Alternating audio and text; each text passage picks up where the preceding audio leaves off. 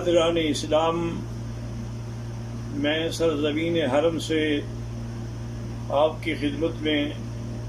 ایک پیغام اور ایک ندا پیش کرنا چاہتا ہوں، خصوصی طور پر میرے پاکستان انڈیا کے احباب مسلمان حضرات جو ہیں، اور اسی طرح امریکہ کے نیو یارک اور نیو جرسی اور اس کے علاوہ بھی جتنے یورپ میں ہیں، ان سب کی خدمت میں سب سے پہلے تو میں دعا کرتا ہوں کہ اللہ تبارک و تعالی اس وائرس کے عذاب کو پورے عالم سے، پوری انسانیت سے رفع فرمائیں اور اپنی مخلوق پہ رحم فرمائیں۔ اور دوسری بات یہ ہے کہ اللہ کا ہمیں یہی حکم ہے کہ آپ صبر کرنے والوں کو خوشخبری دے دیں کہ جو صبر کرتے ہیں اللہ تعالیٰ ان پہ راضی ہوتے ہیں اور انہی پر اللہ کی رحمتیں ہوتی ہیں اور وہی ہدایت یافتہ لوگ ہوتے ہیں۔ اور دوسری بات جو حضور پاک نے فرمائی وہ یہ ہے کہ کوئی بھی بلا، کوئی بھی عذاب جو ہے وہ ایسے نازل نہیں ہوتا مگر ہمارے گناہوں کی وجہ سے۔ تو جب ایک گناہ انفرادی ہوتا ہے اور ایک گناہ اجتماعی ہوتا ہے کہ جب دنیا کے اکثر لوگ جو ہے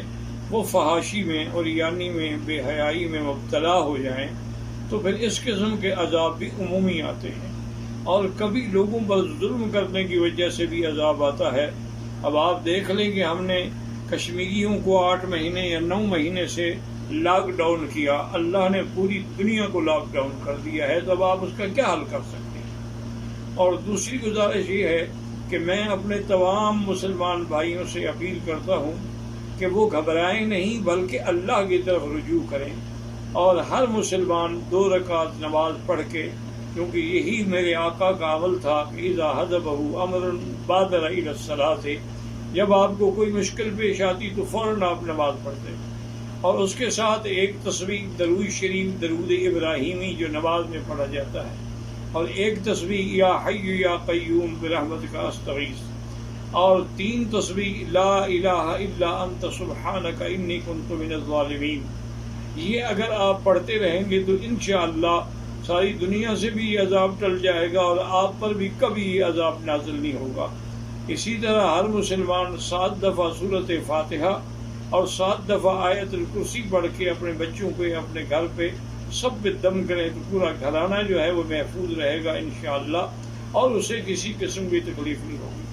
اور دوسری بات جس نے مجھے یہ پیغام دینے پر مجبور کیا وہ یہ ہے کہ مجھے یہ بڑی باوثوق ذریعے سے خبر پہنچی ہے کہ ہندوستان میں بھی مسلمان مرنے کے بعد نعوذ باللہ اپنے مردوں کو اسلامی طور پر دفن کرنے کے بجائے کافروں کے حوالے کر دیتے ہیں،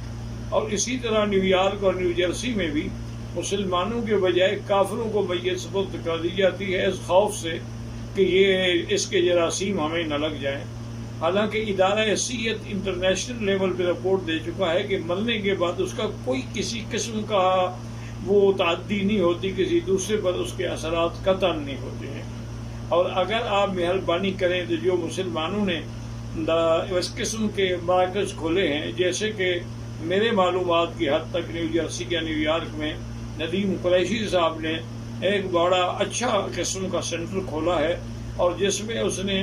عورتیں بھی اور مرد بھی تمام علماء کو رکھا ہے، اور وہ شریعت کے مطابق غسل دیتے ہیں، تجہیز و تکفین کرتے ہیں اور پھر ان کا جنازہ پڑھتے ہیں۔ تو آپ لوگ اپنے مسلمان مراکز سے رجوع کریں اور کافروں کو اپنی میتیں دے کر اپنی اور اپنے مذہب کی اور اپنے اسلام کی ہرگز توہین نہ کریں۔ اور آخر میں دعا کرتا ہوں کہ اللہ تبارک و تعالی تمام عالم انسانیت سے یہ عذاب رفع فرما دیں۔ اللہم انک عفو کریم عظیم تحب العفو فاعف عنا۔ اللہم انا نسألک العفو والعافیہ ودوام العافیہ والشکر علی العافیہ۔ اللہم انا نسألک العفو والعافیہ والمعافاة الدائمة فی الدین والدنیا والآخرہ۔ اللہم انا نعوذ بک عن البرص والجنون والجذام وعن سیء الاسقام۔ یا اللہ یا اللہ یا اللہ، ہم عاجز ہیں، ہم کمزور ہیں، لیکن تیری مخلوق ہیں، تیرے بندے ہیں۔ تو جانوروں پر بھی رحم کرتا ہے، خنزیروں پر بھی رحم کرتا ہے، کیڑے مکوڑوں پر بھی رحم کرتا ہے، ہم مخلوق پر بھی رحم فرما دے۔ اللہم لا تہلکنا بذنوبنا، اللہم لا تہلکنا بذنوبنا، اللہم لا تمنع عنا بذنوبنا فضلک۔ یا اللہ تیری رحمت بہت وسیع ہے، یا حلیم یا کریم یا واسع المغفرہ، یا حلیم یا کریم یا واسع المغفرہ، رب اغفر وارحم وانت خیر الراحمین،